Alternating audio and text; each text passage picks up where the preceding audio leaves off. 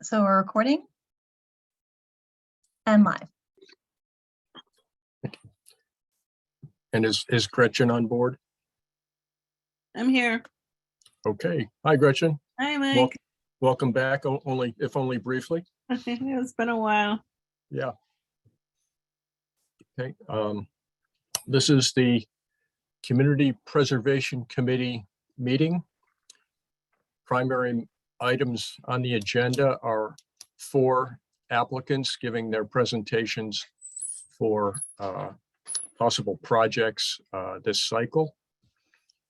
In the first item of business, we will hear the 4 presentations. I will remind the presenters that you can assume that the committee members have read your applications and are generally fully familiar with what they say. And we'd like it if you could limit your presentations to not more than 10 minutes. We will then have questions from committee members and your response. And then we will open to comments from the public for that particular project. And we'll do that in order as it appears on the agenda.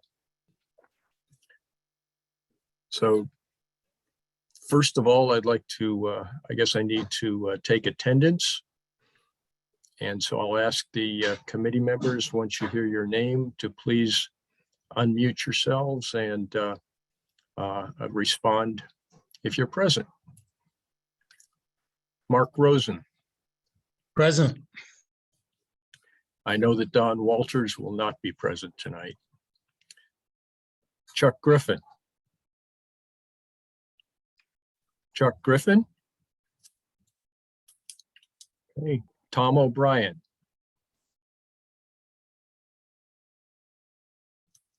Tom O'Brien. I'm not Joe seeing Moore. him at the moment, Chair, but I do see a phone caller ending in 314. So phone caller, if you want to raise your hand, it's *9.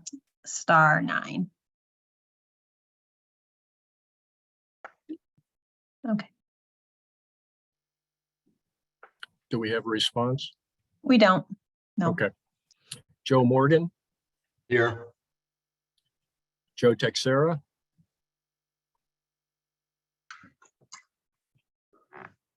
Joe Texera.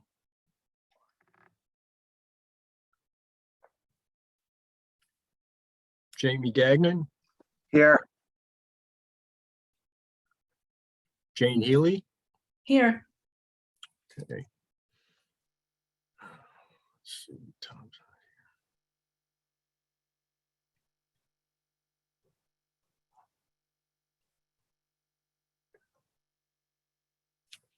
here. Well, we do have a quorum, however. Isn't that nice? Okay. So let's begin with the presentations. First application is for the first time homeowner or home buyers program brought to us by the Newburyport Affordable Housing Trust. And I believe that we have probably either Madeline Nash or Susan Cameron with us tonight. That's correct. We have Suzanne Cameron and Madeline Nash present. Okay, both of you. Well, you have the floor.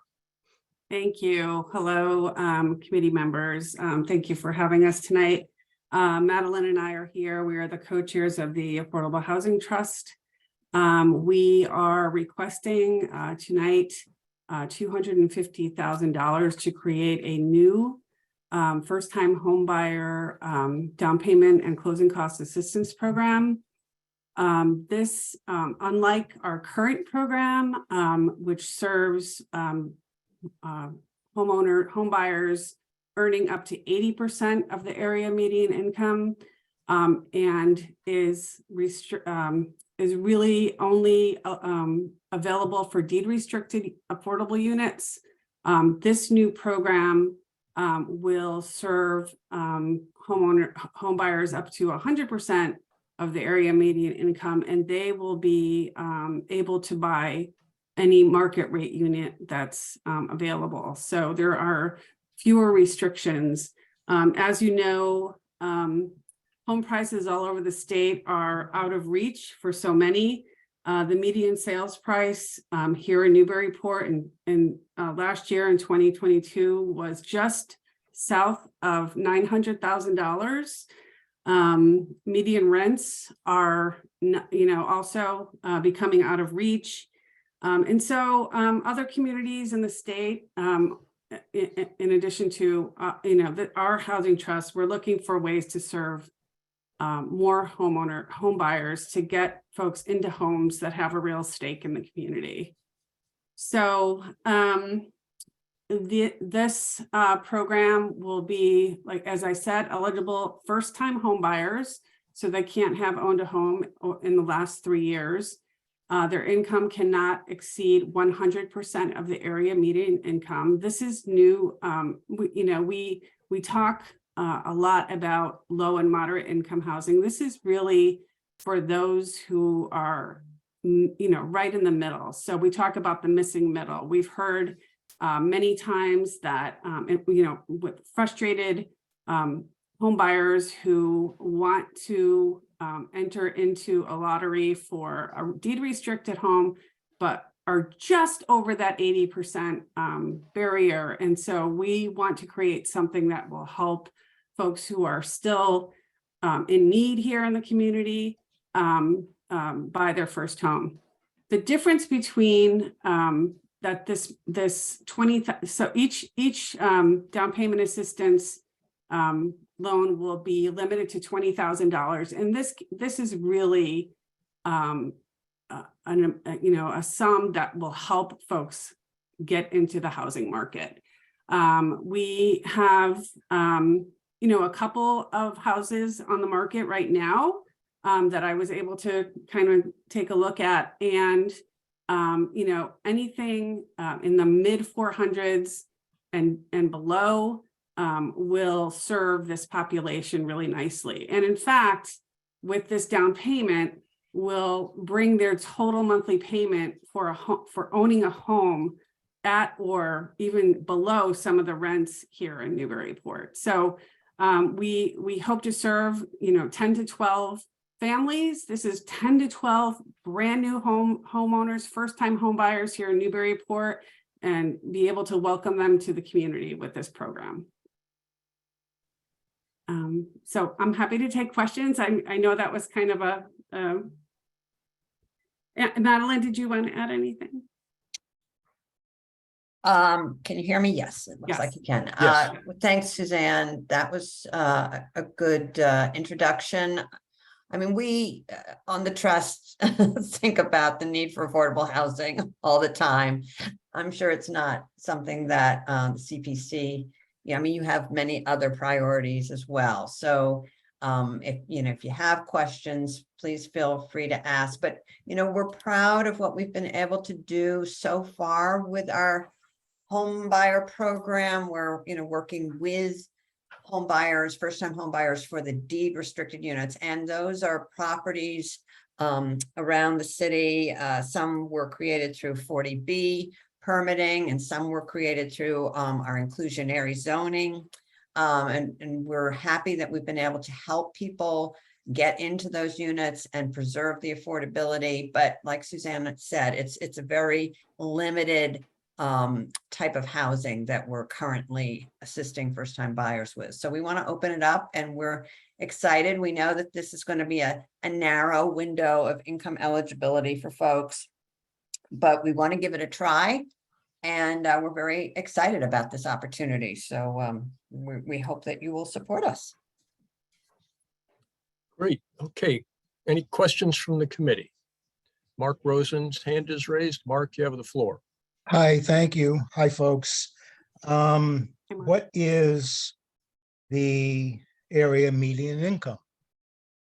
I can tell you that. Let me just exit full screen here and I can tell you. So let me just give you a couple of examples. So for a family of 4 in Essex County, obviously that's where Newburyport sits. 100% of the area median income is $118,100. 80% is 94,600. So Okay, but even though, sorry, It's only 100% that we're looking at, isn't up that to your, 118,100, yes, for a family Okay. of four, yeah. for a family of four? Right. And any idea what the average take-home pay would be on that? Probably about 80, 90,000, let's just say. Right, yeah, I mean, Okay. yeah, we looking, so every mortgage is underwritten looking at gross monthly Right. income, right? So we don't look at net necessarily, yeah. Okay. How many homes in Newburyport that can house a family of four, i.e. 2 bedrooms at least, Mhm. have been on the market for the past 12 months in the mid 400s? Not too many.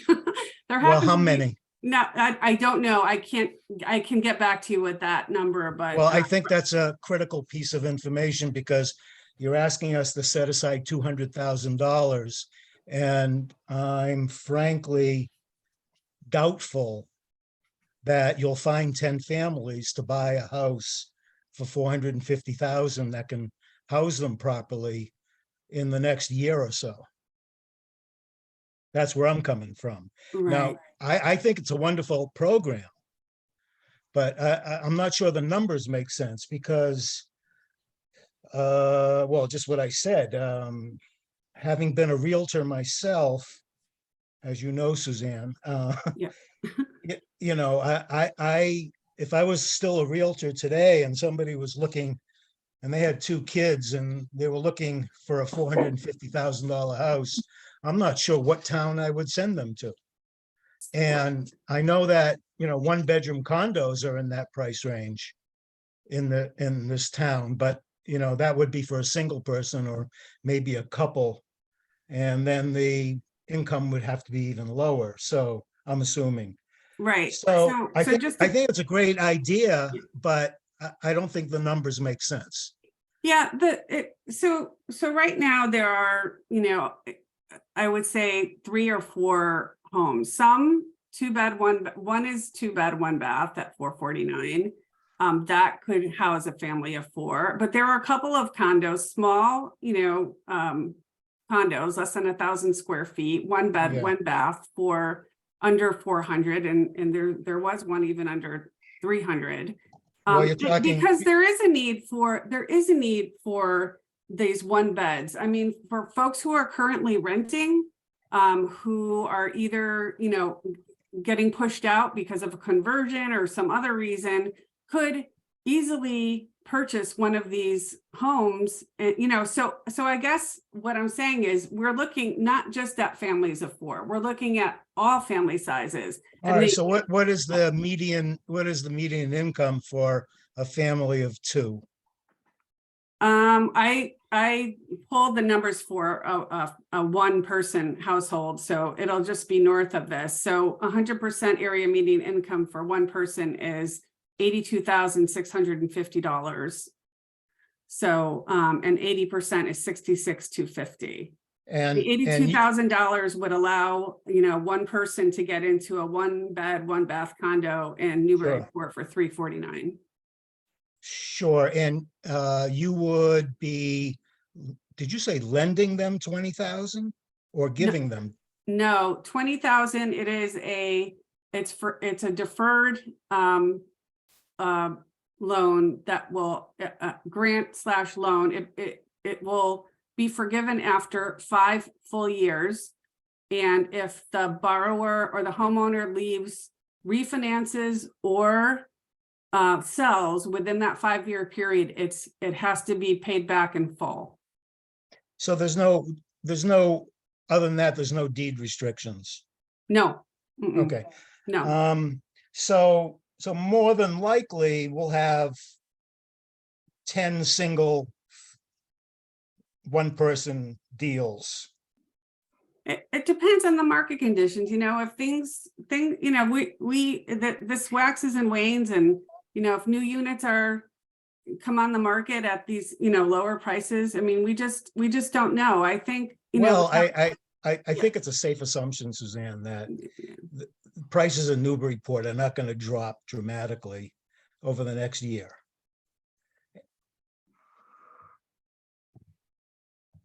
well, I mean, what this would be available, I mean, on. Okay, so- we're doing something to help these families. I Right, think right. it's But important. let's be honest about who we're helping, because it's our responsibility as a committee to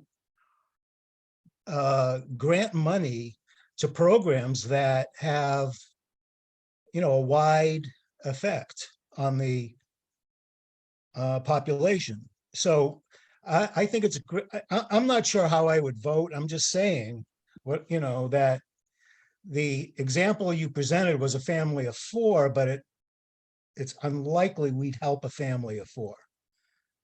That's what I'm saying. And I believe that's true.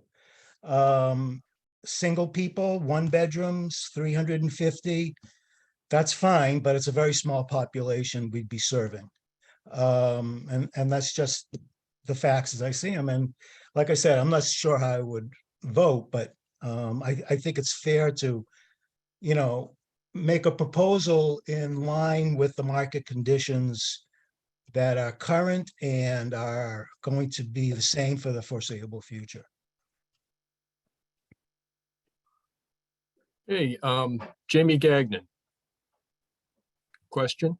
Yeah, I just, thank you for the application. Thank you for those comments. I had a question. You mentioned other communities. I take it that you didn't, come up with this program just for Newburyport, that it's done somewhere else successfully. Can you mention those communities by name? Do they have along the same lines as the previous question? Do they have the same market conditions that we do? Yeah, I mean, I can point to one, and it's Boston, and I know that is not like our community, but there is a very similar program available that provides up to $50,000 to first-time home buyers, up to 100% area median income. Now, I realize they're a huge municipality. They're using CPA funds combined with ARPA, but it's a robust program. But Boston is, they set the stage sometimes for the rest of us to kind of go forward. There's also a down payment assistance program available to 29 of the hardest hit communities in the state. It's called Mass Dreams, and that is up to $50,000 to first-time homebuyers earning up to 100% area median income. These are in both cases, they are pure grants. There's no forgiveness. The folks don't have to live there for any length of time. It's a pure grant. So this, in comparison, I think is a modest attempt at helping the same population, despite what the market conditions are. Are folks in Boston looking for properties and having trouble? Yes, but they're getting there. They're making it happen, and they're finding opportunities they would not have had without that money. So we feel the same, that this is just giving folks a running start to own their first home. Despite the market conditions, it might take a little bit. They might not blow through the money in the first year or 6 months, but it's there. And we feel strongly that everyone deserves to own a home. And this shouldn't just be for the super wealthy in Newburyport. Jamie, any other questions? No, not right now. Thank you. Okay. Jane Healy. Hi, Suzanne. Mike, if you don't mind, I'd want to respond a bit to Mark's questions about the numbers. I just went on to a realtor site. I'm not going to guarantee this as completely accurate because I'm not a realtor. But it looks like there were about 15 houses sold, or houses or condos sold, 2 bedrooms for under $450 in the last year, so 15 units. there was only one unit in the last year. There was 3 bedrooms and there were about 26 1-bedrooms, all under 450. That's, Redfin, but I just wanted to add that context. But Suzanne, I've got a quick question, sort of on the same lines that Jamie just asked. I was wondering, do you have any data, Boston or otherwise, on how many or percentage of these units that are purchased with programs like this that are held on for 5 years? Or, I'm saying 5 years because that's what you're proposing. Do folks stay there for a long term, or do they tend to get out and then lose those funds? Or do you have any No. idea? No, they're, well, full disclosure, I work for Massachusetts Housing Partnership, and our main mortgage product is the one mortgage. These are discounted rates combined with down payment assistance. Borrowers only need to have 1.5% of their own funds to buy a home. We see, number one, we see performance that is better than average. Number two, we don't have a lot of turnover, refinances, people moving, buying up. Don't forget that folks are coming in, the margins are pretty slim. And so it's kind of difficult to turn around and refinance, number one.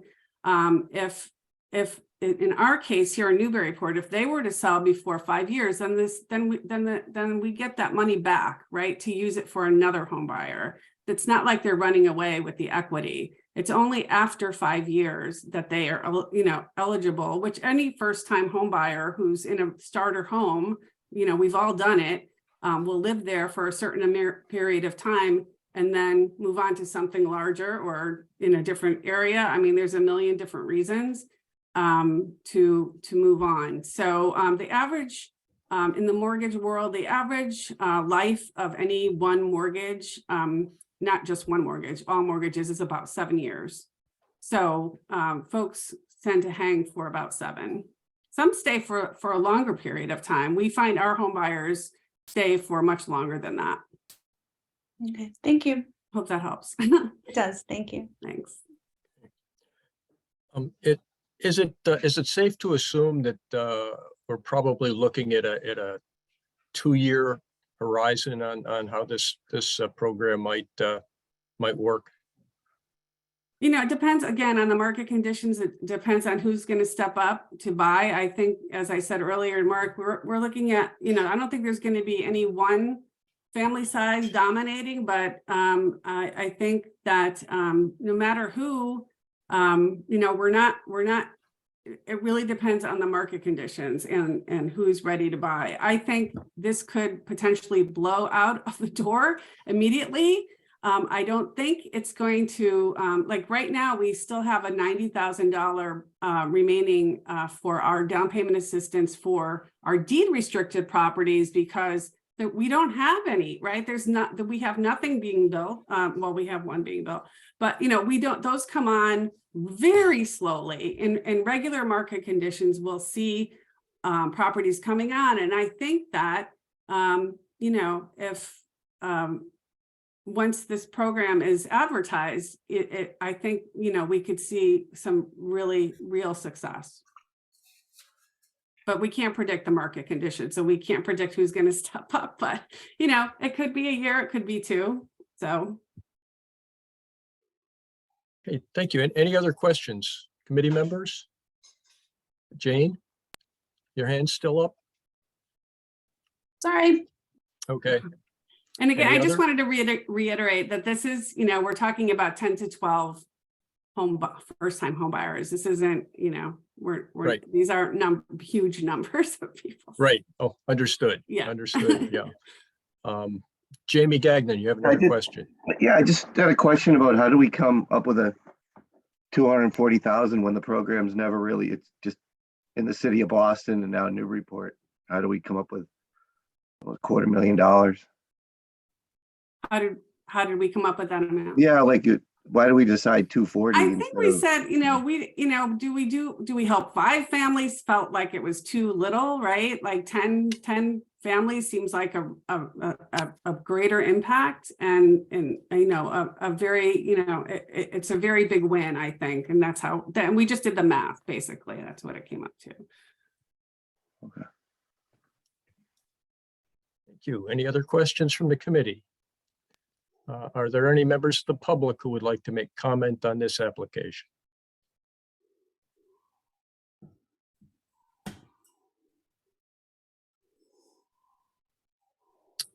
Okay, seeing none.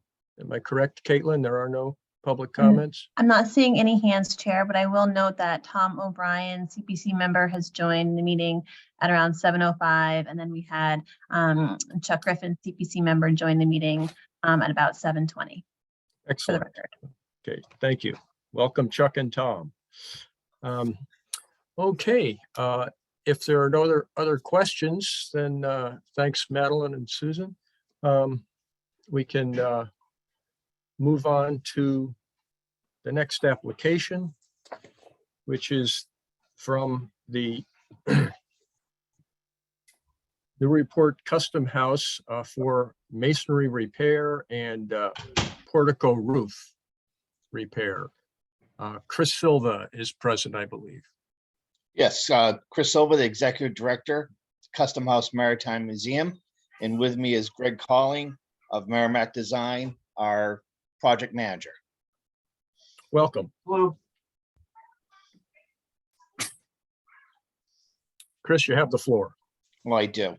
Okay. Well, this is a much needed project on the south side. We are looking for funding to redo the portico roof, which is leaking from the descriptions that we sent you. The masonry on the front has to be redone totally.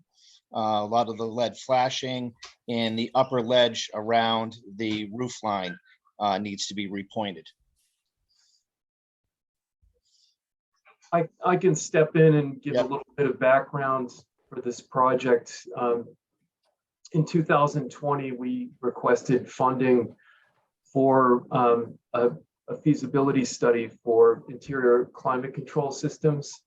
And at that time, I was asked to prepare an architectural conservation assessment of the building, which is a thorough survey of the building, both in interior and exterior. I believe the chair has a copy, if not the whole committee, of that report that was prepared, thanks to the CPC.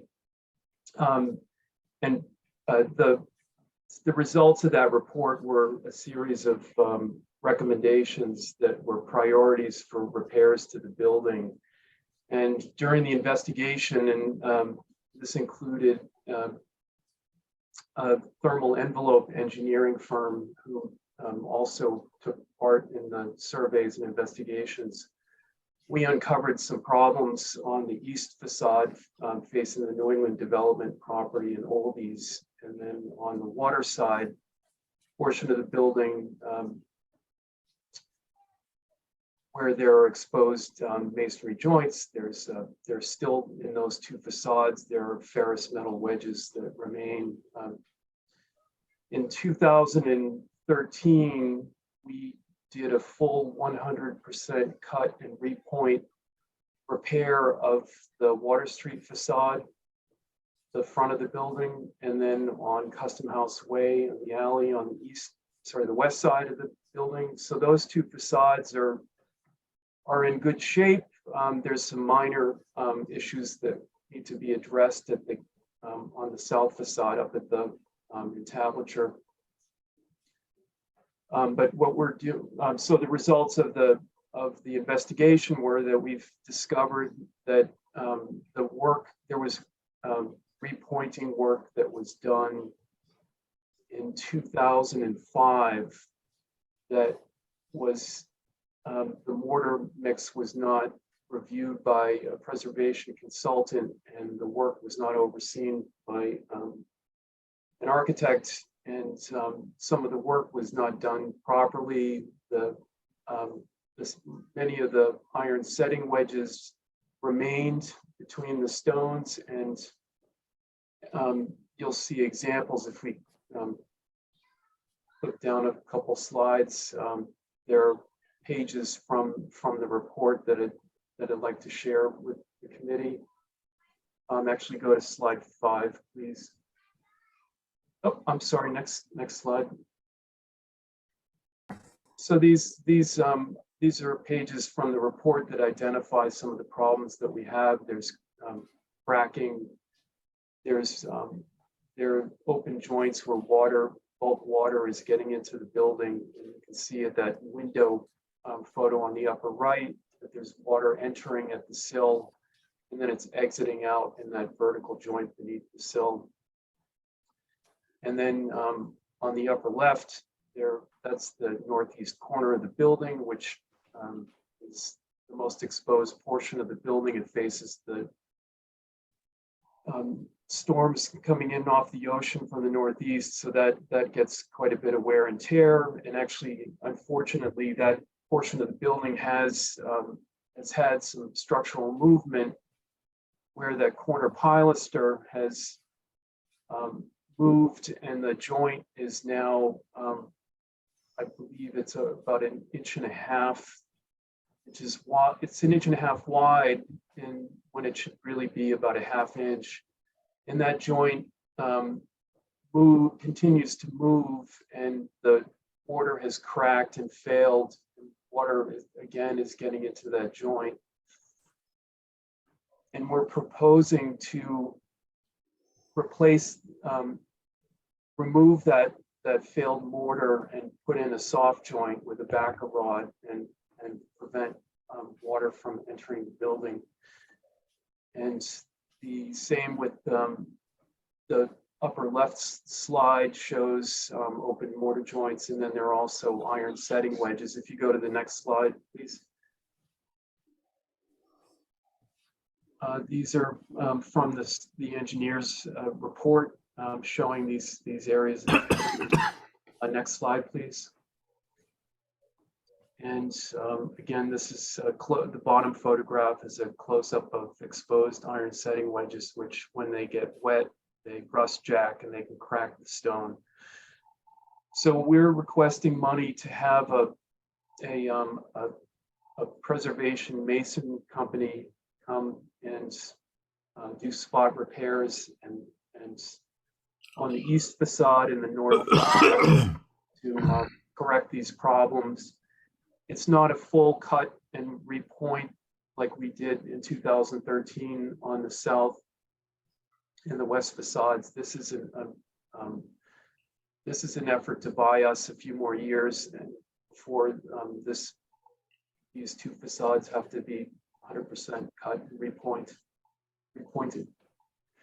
We're requesting $150,000 for this project, and that includes what Chris had mentioned, which was the roof on the. Actually, if you could go back to the first slide, would be fine. Or actually, I'm sorry, to slide 5. Thank you. So the front entrance portico, the roof, the lead coated copper flat seam roof was installed during the 1972 restoration of the building. It has failed. We had a copper roof contractor come in and evaluate the condition after a rainstorm. And it's a flat seam locked roof, and some of the seams have opened up, and some of the seams are incorrectly oriented so that when water sheds, it actually goes into the seam. So that needs to be replaced, and then we need to evaluate the condition of the structure beneath to see the extent of the damage that's there from the chronic water infiltration. The photos on the upper right, you can see water coming through the ceiling and then down the column capital there. And a photo in the middle right that shows the V-groove board ceiling, and you can see the water on both the east and west columns there that are penetrating through the ceiling. So that's the extent of the work that we've received estimates for the masonry, the spot repairs of the masonry of 154, and then 38,000 for the roof replacement. And then we'll also need money for unforeseen conditions. So we'd like to carry a small contingency for the portico roof, because we don't know what the condition of the structure is behind the ceiling. So again, these are projects that are part of the maintenance program for the building, and I think we have a track record of making important improvements to the building and preserving this important building with the help of the CPC. And we appreciate your consideration in supporting our project. Thank you. Thanks, Greg and Chris. Quick question from me. What's intended after the removal of the beadboard ceiling in the portico? It doesn't look like you're intending to replace it. What will be left? Well, it depends on the condition of the materials. If the boards are intact, we'll put them back in place. If they're not, they'll be replaced in kind.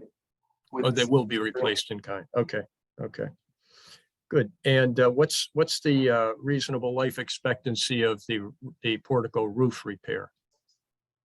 Oh, if that roof is installed correctly, that should last 100 years. Okay, thank you. Looks like Mark Rosen has his hand raised. Mark, you have a question?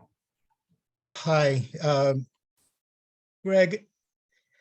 A little confused, but there's two short paragraphs in your written request. And one is exterior masonry, 1 and 2, and 2 is portico roof, 1 and 2. Does that cover the entire scope of the project, those two paragraphs?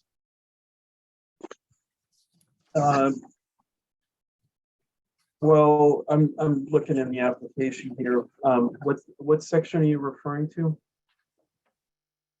I believe it's page 3 of the application.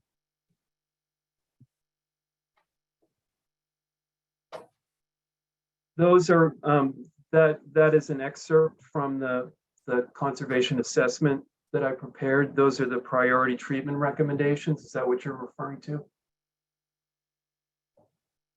Yes, I believe so. Okay. Yeah, the project includes both the exterior masonry 1 and 2 and the portico roof 1 and 2.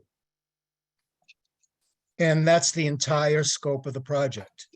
Yes, the spot repairs of the north facade facing the Merrimack River and the east facade, and then the roof of the portico. There's some miscellaneous masonry work that will happen in tandem with the roof work. There's flashing. There's a reglet beneath the window on the second floor of the portico that will get repointed along with that work. There'll be a sealant joint actually. Well, that is mentioned. Remove and replace the flat seam, leaded coated copper hipped roof material and perimeter flashings from the south portico. Right. Remove the south portico beadboard. You do not mention replacing it if necessary. That may be. So if you're not mentioning it as necessary, then I'm assuming that there's no funds available for replacing it if necessary, because you're not including that in the request. Is that correct? No, I think that's a misunderstanding. That for the. Well, I'm reading what you've asked for, and it doesn't say repair and replace. It just says remove. I took part in preparing the application, and then I did not enter the data onto the town website for this application. So if that was not included, that is an error. It's an omission. And Well, then, it's got to be corrected. Mark, excuse Yeah. me, Mark, if you look at the full paragraph above those 2, where it's got entry portico restoration. There is reference in the second line from the bottom of replacing the V-groove board ceiling in kind. Okay. Thank you. The proposed work includes replacing the V-groove board ceiling kind, the ceiling light fixture, such as okay. Yeah. So you have included it then. Okay. All right. Yeah, since we're you know- going to be doing work there, it makes sense to take the ceiling down, evaluate the condition of the roof from beneath. And then there's wiring there that's been subject to bulk water. Well, I'm expecting that roof, that ceiling, I'm sorry, will be replaced for the money that you're requesting. So as opposed to what you said a few minutes ago, it will be replaced if necessary, Right. then you're asking for too much money.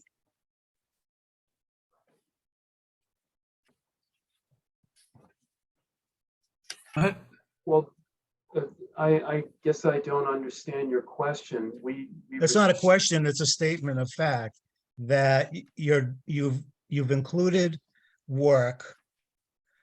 And at the same time, verbally, you said you might not do some work. Well, this is preservation practice. Generally speaking, when you work on a preservation project, you evaluate the historic materials, and if they can be saved, you save them. If they're damaged and they need to be replaced, they're replaced. And we haven't done, without opening up that ceiling, we don't know what the condition of those boards are. And that's Okay. why. All right, I understand what you're saying, but I'm just pointing out an inconsistency that is black and white. We're not here to understand preservation work. We're just here to understand the specifics of a request. Right. And I don't know what happens to the extra money. I don't know if it's not taken, I don't know how that works. So, but we can deal with that another time. Okay, let's see. Any other questions? Charles Griffin? Yes, Greg, you mentioned earlier that there's some money left for a contingency. What kind of funds do you have for a contingency? Do you know the amount? The total project cost based on the estimates that we've received, and we're actually soliciting other estimates.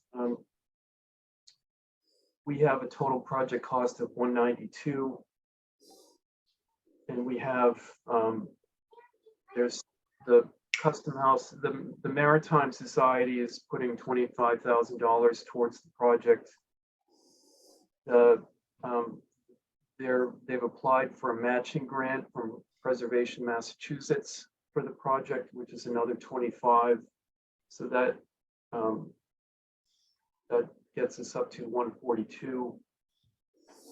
And then we have a balance of $8,000. There are going to be some minor soft costs for my services. I've prepared the specifications and drawings for the masonry restoration project, which I was able to use the information that we had prepared for the 2013 project. So it was economical to do that. Okay. So I'm not saying it in a critical way. My concern is that you need to have a pretty decent contingency with a building of this sort. The only recommendation I'd make is I wouldn't use lead-coated copper for anything these days. The quality's low. I would recommend you use zinc, and that may be a little more money. That's more money. And this photograph of the portico roof is really hard to understand. It looks like some kind of patch has been smeared over the top part of that seam. In any case, I worry about the structure underneath it, how sound it is. So I hope you have if you were doing it from the get-go, I would hope you'd have 10% or at least 5 on this project, just for unforeseen. That's all. Okay. Bill Morgan,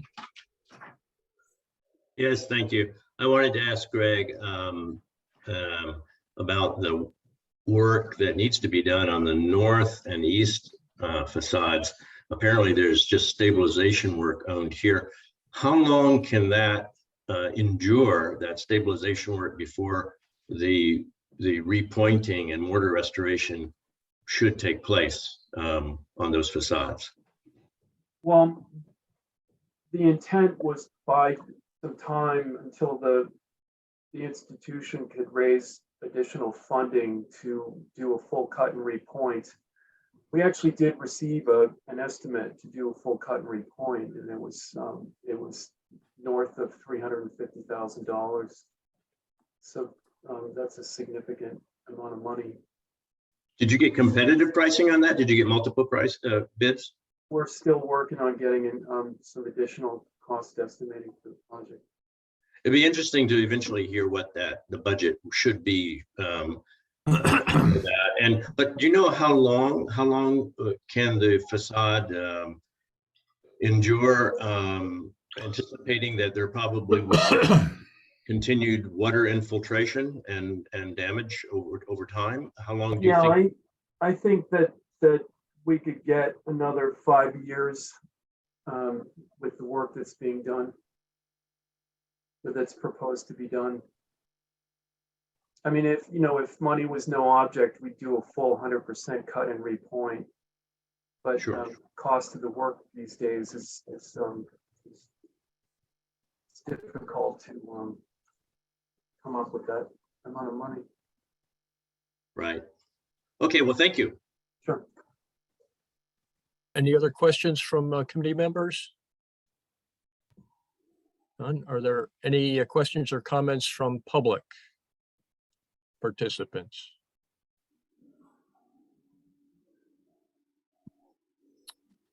I We have see none. Chris Silva with his hand up. Perhaps he wanted to say a word.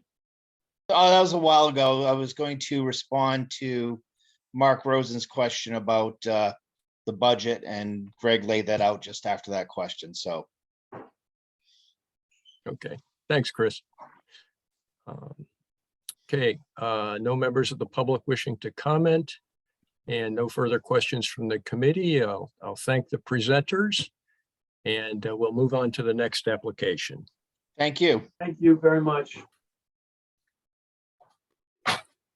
Next application is for the Perkins Art and Research Center, presented by the Historical Society of Old Newbury. Bethany, are you present? I sure am. Great, you have the floor. You can all hear me okay? Yes. All right, wonderful. Well, thank you, first of all, for inviting me to visit and discuss this project with you. In case I haven't had a chance to meet you yet, I'm Bethany Grofterow. I'm the executive director of the Museum of Old Newbury for the past year and a half. First, I want to thank you all for your support of this museum in the past. My predecessor, Susan Edwards, set a high bar for me by skillfully managing many projects in partnership with you all. So thank you. And an extra thank you personally to Caitlin Sullivan for helping me through this first round in my career.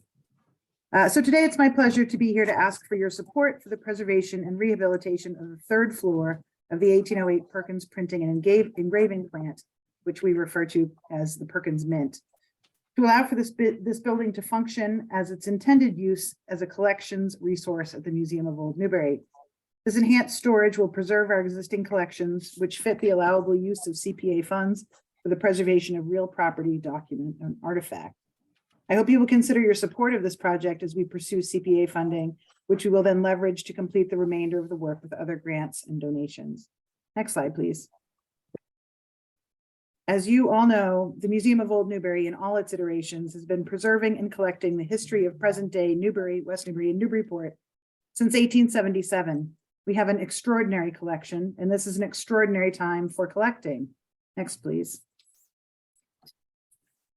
As the bicentennial generation downsizes and antiques prices slump, extremely important objects and documents from the history of this community arrive at our door. People's children don't want them, they find. This article from Forbes says, to downsizers, perhaps the best advice is prepare for disappointment. In the year since I've been here, samplers have arrived unsolicited in the mail with no return address. Paintings have been dropped off in the office. And on one memorable occasion, an entire wall of a house that was being demolished was brought over, festooned with extraordinary paintings and folk art. Next slide, please. This silversmith and former speaker of the House has been reunited with his bride, who has long been in the collection of the Museum of Old Newbury. And next slide, please. And this sea captain was reunited with the massive clam he brought back from one of his voyages. Let me be clear, these are all objects that have come in recently within my tenure here. We do not take everything that we're offered. We turn away items that we cannot care for and try to ensure that they are preserved elsewhere. But when taken out of the community, these items lose something vital. Next, please. Taken together, the art, archive, and artifact collection at the Museum of Old Newbury form a remarkably complete picture of life over time in this one place, the place that we all work so hard to protect and preserve. We are able to provide much of the material that supports preservation in this community, the history, images, drawings, furniture, and in some cases, the face of Newburyport's built environment. And we are entirely out of room to preserve these crucial pieces of our past. Next, please. Most of the collection of the Museum of Old Newbury is undigitized. Some pieces have yet to be cataloged. We have no off-property storage, and this would be of limited use in any case, as a great deal of our work involves being able to quickly access our collections to assist researchers, from homeowners to scholars. I'm not proud of these images, but they, I think, illustrate the point that we're at here. The Cushing House is full. You've seen the pictures, you can see them now. We've done the hard work of securing the building envelope with a great deal of help from you, but we now must better care for our collections. Next, please. This is the plot plan of the property. You can see Fruit Street on the bottom of the screen and High Street to your left.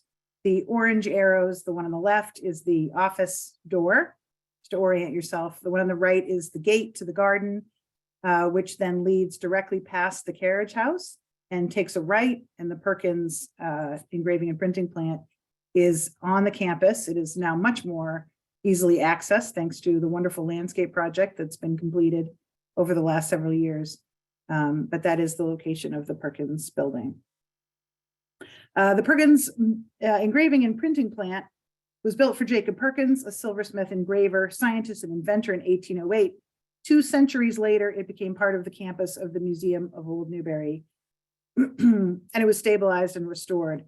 The building has been used for limited collections, library, and archival storage in antiquated display cases, and to host lectures and events. There is a small exhibit on the 2nd floor currently. Next slide, please. This important structure is underutilized at a museum that is desperate for space. My predecessor was the first to suggest that compact lateral art storage on the 3rd floor would be an excellent use of the space and an improvement to its current use. In 2021, we began working with Donegan, the industry leader in library and art storage, to develop a plan to install storage on the 3rd floor. As we worked together, it became clear that the entire building could be rehabilitated so it could be better used as a climate-controlled storage facility for art, the research library, and the archive, which would free up considerable space in the Cushing House itself. Next, please. The art collection at the Museum of Old Newbury is the focus of phase 1. It spans centuries and genres. We hold the largest collection of Newburyport's most successful commercial artist, Laura Coombs Hills, including an archive, sketches, and personal objects used in her artwork. Her story of a versatile, self-supporting, working female artist is just beginning to be told on a national scale. Next, please. We have significant works by the deaf artist John Brewster, whose connections to Newburyport are numerous, and whose large-scale portraits of Newburyport's Prince family are considered the best examples of some of the best examples of early American folk art. And John Smybert, the portrait on the right, a Scottish painter who was the first academically trained artist to live and work regularly in British America. Next, please. We have landscapes, marsh scenes, and oh boy, do we ever have ships. Next, please. What is most compelling to me, however, are the faces of the people that lived and worked in this community. And because they are from here and generally identified, we know where and how they spent their lives. We can populate our city with the faces of its citizens. I know this is not a cross-section of the city. These faces are generally white and privileged, but ordinary people save to have their portraits done as well. Next, please. Our collection includes the faces of chandlers, furniture makers, dock workers, ship joiners, house wrights, school teachers, and their families. The room in which much of our art collection is stored is secure. The water damage that you can see is old and has been repaired, but repairs are necessary that cannot be undertaken until these paintings are removed. The paintings are also not able to be studied without handling them and risking significant damage. We need to move them carefully and as little as possible. Lateral storage, where paintings are hanging rather than leaning or stacked, is key to the long-term preservation of our collections and is the best practice in the field. As you can see in this application, the last year has been spent studying the feasibility of rehabilitating the Perkins Building to better serve its purpose as a collections, archive, and art storage space. Engineering, security, and communications assessments have been completed, and an HVAC assessment is in process. The HVAC system is relatively new. It's just a question of assessing its appropriateness for collections. Next, please. This project includes badly needed preservation and rehabilitation of the Perkins Building itself. Masonry will be stabilized, some stairs and floors reinforced, others rebuilt, the envelope secured.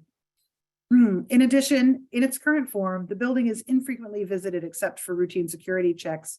If it were better utilized, it would be more secure and preservation issues would be noted and addressed more quickly. The fine art collection consists of 248 paintings and portraits totaling approximately 2,976 square feet and numerous unframed works. We also, of course, have all sorts of other art in other mediums. This is just the painting collection.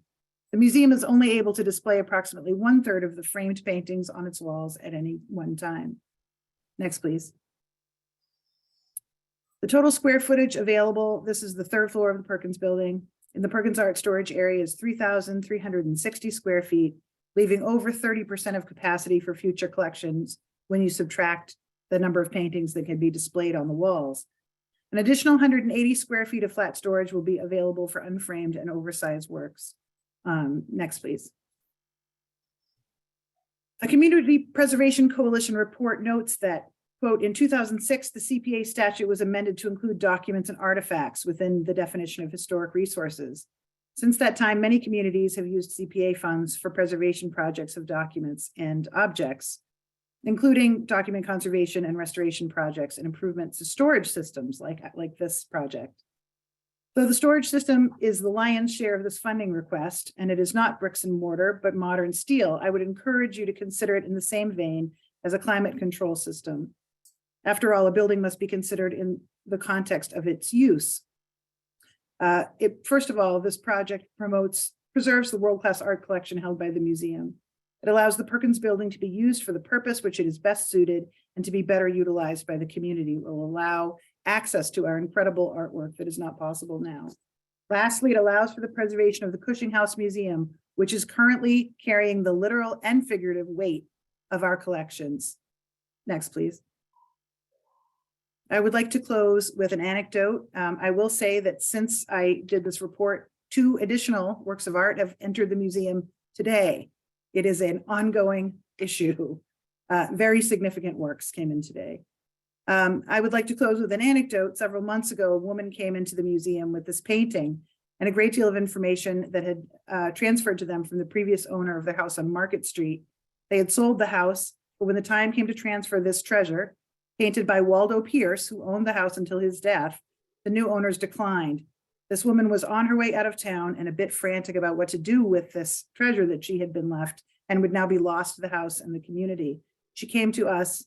We have no art museum here. She could have sold it. It's monetarily quite valuable, but she did not want it to leave the community. So now this work of art and all the rest of the collection of that property is here, waiting for another homeowner who is perhaps more invested in its history. This was a painting that was done for his in-street barber, for Waldo Pierce's in-street barber. I'd love to show you around this place. If I'm sure you've all been here, but if you haven't, or if I haven't met you, I'd love to see you here. I know you have many pressing needs in this community, and I appreciate your consideration of ours. Thank you. Any questions from committee members? Chuck Griffin? Yes, I congratulate you, Bethany, on the work, and I do the calculation. It looks like it's about $60 a square foot. Seems like we get a lot for that, and I'm glad that you have it.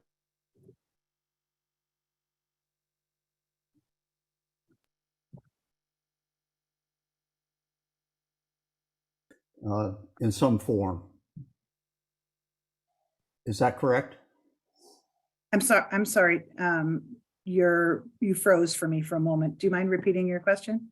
I say, one, I'm glad to see the 10% contingency. Thank you.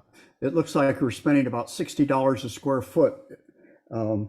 If you have 3,300 square feet, and it's a $200,000 put, but I see it's my number's low on that.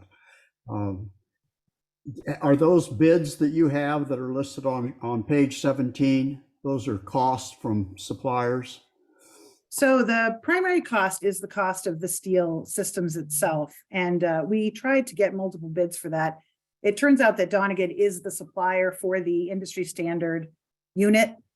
So we called several other companies and they all basically referred us back to Donegan. So that is the primary cost, and that is the amount that we're requesting from the CPC, from you folks. The other costs were from vendors, from contractors who have inspected the building. We've been working on it for a year to make sure that our numbers were realistic and that we did repairs that were necessary carefully. So all of these costs are as close to real costs as we can manage, given the fluctuating price of labor and supplies. Congratulations on that. Good. Thank you. Any other questions from the committee? Any questions from members of the public who may be present?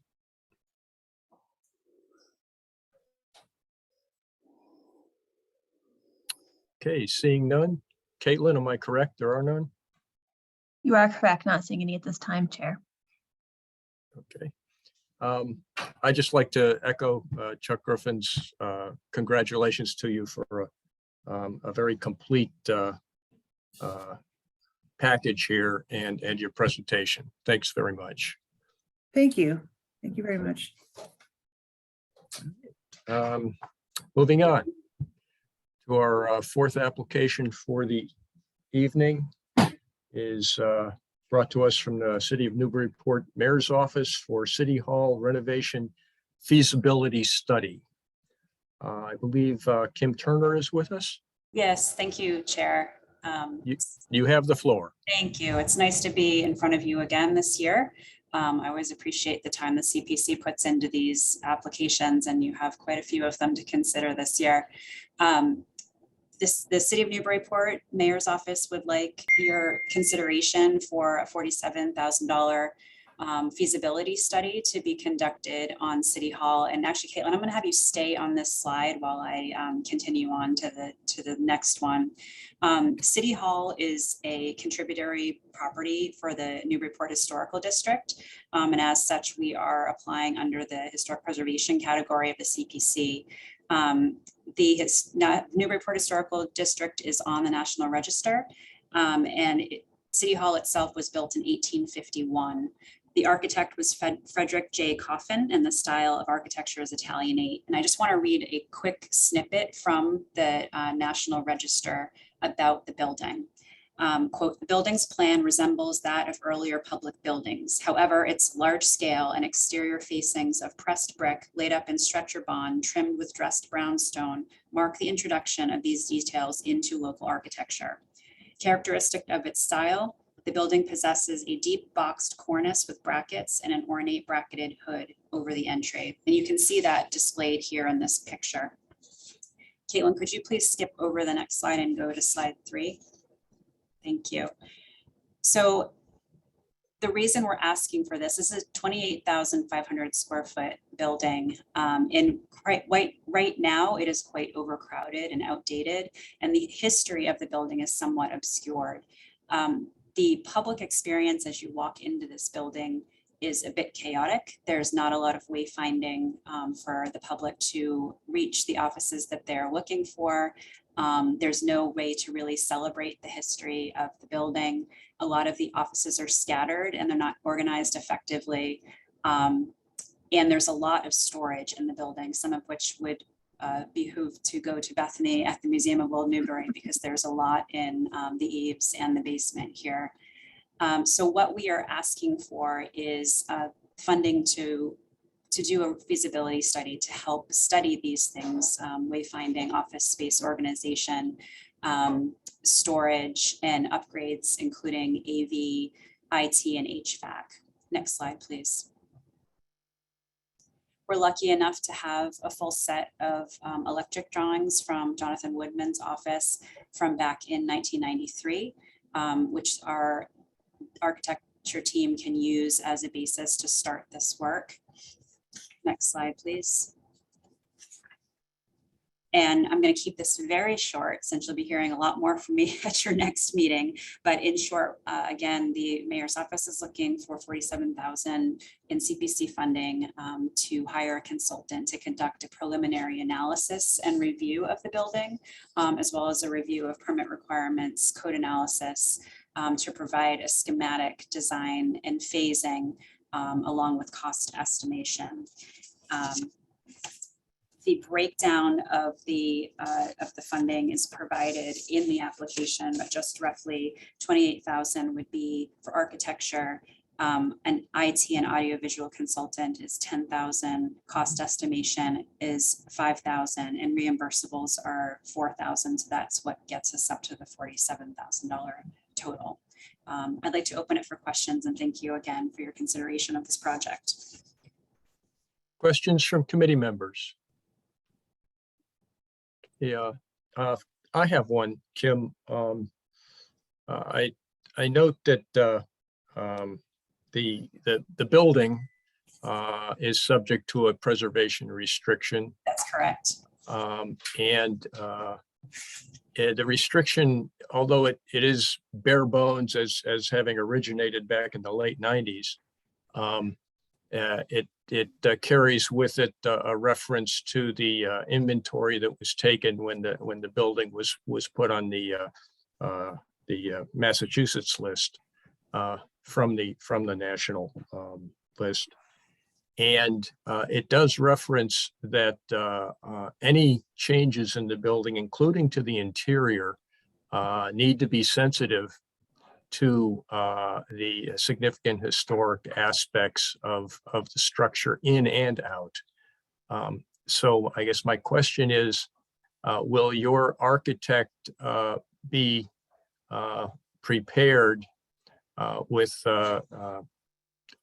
people with knowledge of those elements and how they can work around or with those elements in order to determine the feasibility of changing interior walls and moving spaces around? Yes, so that actually is one of the first questions that the architecture team asked as they were taking their tour of City Hall.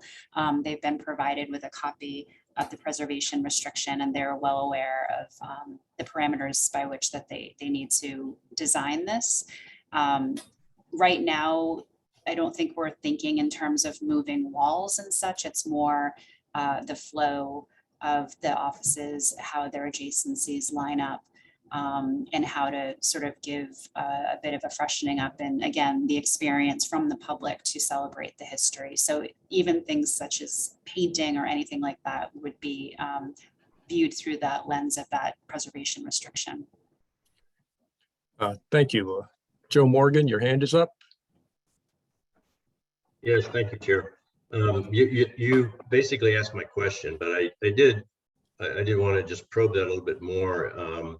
The PR, of course, identifies the Massachusetts Historical Commission as a reviewer in the case where any major alteration takes place, and under major alteration is the instance where walls might be reconfigured, or there may be, or doorways. I mean, we know that there's some character defining features around the doors, especially on the main corridors.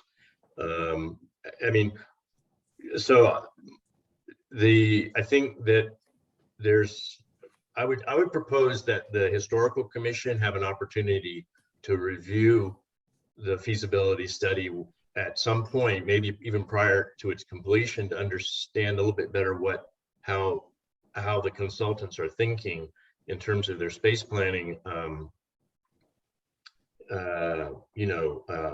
goals. But I completely sympathetic also with the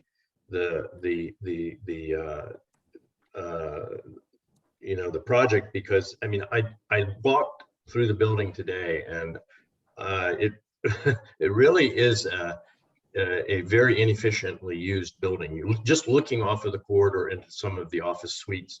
I mean, clearly you can get a lot more use out of those areas with more strategic planning of what type of workstations you want to use. And once you have your head count and you know what kind of workstations people should get, you could probably find a lot of additional usable space in the building. But then you've got like the whole second floor, which is the auditorium. I'm wondering, well, what happens to the auditorium? Is that going to be continuing as a usable space in its current condition? I mean, that's probably clearly it constitutes the entire second floor, with the exception of a few random offices. But I think that there are instances of historical elements in the interior of the building, which I think the historical commission might like to review before the study is complete. I mean, is that a fair ask, do you think?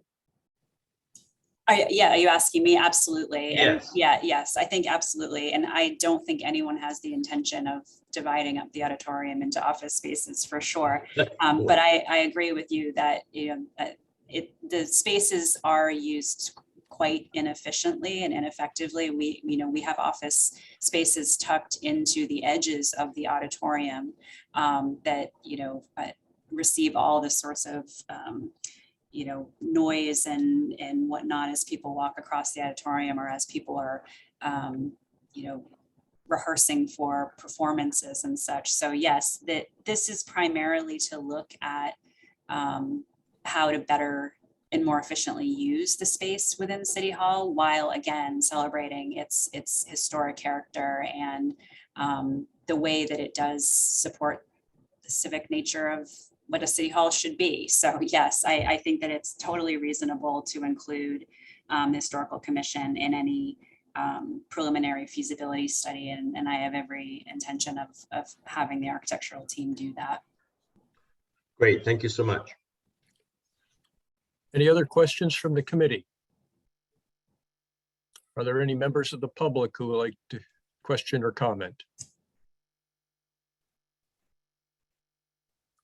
Okay, I see none. Caitlin, is that correct? That's correct.